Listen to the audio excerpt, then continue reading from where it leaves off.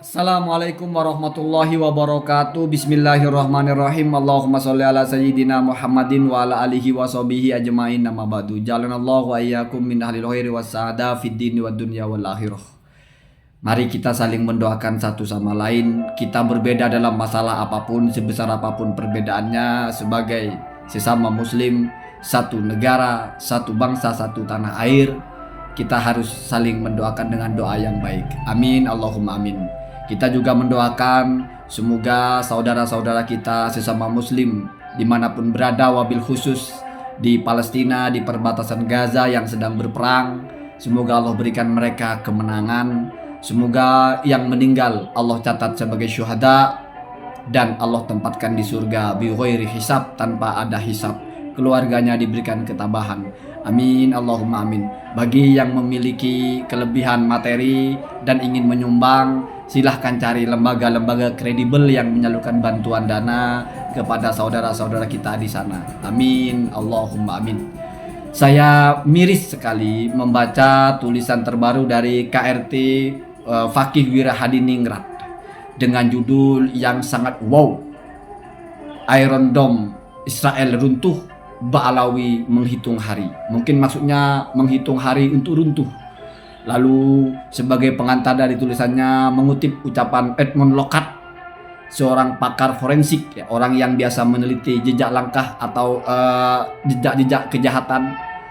No perfect crime, tidak ada kejahatan yang sempurna. Setiap hal yang bergerak, ya, termasuk kejahatan itu kan termasuk gerakan-gerakan atau tindakan-tindakan, mesti meninggalkan jejak. Ya maksudnya Ba'alawi yang sudah sedemikian lama tertib, rapi, dan dianggap kejahatan, mesti ada jejak-jejaknya. Mungkin begitu maksudnya ya.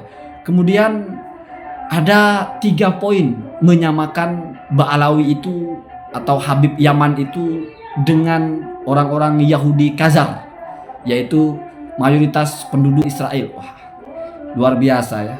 Perang begitu dikait-kaitkan pula ya dengan polemik nasab. Mungkin sudah kehabisan bahan ya. 3 persamaannya, yang pertama adalah secara genetik, sama-sama G.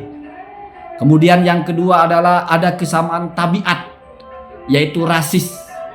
Jadi awalnya di Palestina atau di situ itu hidup berdampingan. Ada orang Islam, orang Kristen, orang Yahudi. Lalu tiba-tiba datang orang-orang Yahudi KW ini, orang-orang Yahudi Khazar atau Kaukasia ini, mereka rasis, diskriminatif kepada selain suku mereka, kepada orang Islam, kepada orang Kristen, bahkan kepada orang Yahudi yang lain suku, yaitu Yahudi yang Abrahamik, yang keturunan dari jalur Nabi Ibrahim, artinya melalui jalur Sayyidina wa Nabiyina Ishak. Jadi yang Yahudi yang asli lah begitu ya, yang Yahudi yang banyak menjadi para nabi di dalamnya ya. Kemudian rasis ini dianggap mungkin sama dengan Ba'alawi di Indonesia, rasis ya, merendahkan atau apa. Kemudian yang ketiga adalah kesamaan perilaku. Apa perilakunya itu? Merasa paling sahih, paling elit, merasa paling sah sebagai cucu Rasulullah. Padahal misalnya pun mereka benar sebagai putra dari Ubaidillah, atau misalnya Ubaidillah benar putra Ahmad, Ubaidillah masih punya 3 saudara. Di mana dari 3 saudara itu juga masih banyak keturunannya. Bahkan dari leluhur-leluhur Ubaidillah, misalnya Ahmad bin Ali atau bin Isa bin Ali bin Muhammad dan seterusnya ke atas, itu semuanya punya cabang-cabang keturunan, di mana kalau hanya satu jalur Ubaidillah ini masih bagian kecil di antara Bani Hashim yang lain. Saya merasa ini adalah tulisan yang sangat tajam sebetulnya, di mana kalau misalnya Ba'alawi itu bukan orang-orang yang sabar, sudah pasti ini akan dipersoalkan secara serius. Karena kalau Anda baca tulisan-tulisan di situ, ada bahasa mengaku sebagai cucu Rasul padahal bohong, berarti menipu. Ada juga bahasa di situ cucu Rasul abal-abal. Sekarang begini, yang mengatakan Ba'alawi adalah paling sahih itu bukan orang Ba'alawi, Pak Fakih, makanya baca kitab ya, baca kitab. Coba Anda baca kitabnya Yusuf An-Nabhan, Min Asohin Nasab Ba'alawi. Itu bukan orang Ba'alawi, Pak. Di mana kira-kira ada Habib yang merasa nasab saya ini paling sahih, yang lain palsu? Ada enggak?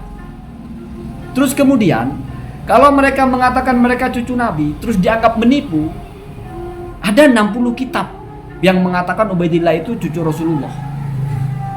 Ada puluhan ulama nasab, termasuk juga Ibnu Hajar, termasuk juga Az-Zabidi, termasuk juga As-Sakhawi. Mereka mengikuti ulama-ulama itu, Anda tuduh menipu. Coba tunjukkan apa yang dimaksud dengan menipu. Menipu itu ketika kita sengaja menyampaikan kebohongan, itu namanya menipu. Misalnya bukan Trah Wali Songo, tapi so asik Trah Wali Songo, itu nipu namanya. Kecuali misalnya merasa punya data. Kalau nanti misalnya terbukti bukan, itu bukan menipu, Pak. Oh, berarti keliru. Begitu juga misalnya Balawi ini ternyata tidak terbukti cucu Rasulullah, bukan menipu, Pak. Kenapa bukan menipu? Karena mereka ketika mengatakan itu dengan keyakinan itu yang benar. Beda dengan orang menipu sudah tahu itu salah. Saya kira ini bahasa orang sebodoh apapun paham. Di mana orang itu menipu, di mana orang itu salah. Ini belum selesai, sudah digas sebagai penipu, sudah digas sebagai cucu palsu dan abal-abal. Bahkan disama-samakan dengan orang-orang Yahudi Israel yang membantai orang-orang Islam. Saya bingung. Memangnya Balawi itu membantai? Memangnya Balawi itu mengusir, merebut tanah, merebut lahan? Ini bukan cocologi sebetulnya. Ini saya kira ingin eksis tapi tidak menemukan bahan. Mestinya Pak Fakih ini bicara kitab lah kalau menguasai.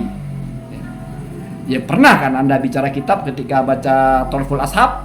Sudah tahu kitab ini ikhtisor? Sudah tahu kitab ini hanya mencatat turunan Rasulullah yang mengabdi kepada dinasti Bani Rasuli? Anda bilang ini sensus menyeluruh yang terperinci. Menjelaskan kitab tidak sesuai dengan isinya.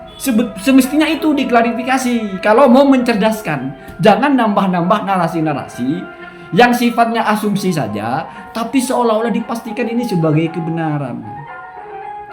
Miris sekali sebetulnya ya. Mungkin tidak mengenal siapa yang dituduh menipu gitu ya. Menipu mengaku-ngaku sebagai keturunan Rasul. Anda menipu, misalnya menipu sebagai keturunan Mukidi, itu beda dengan menipu sebagai keturunan Rasul.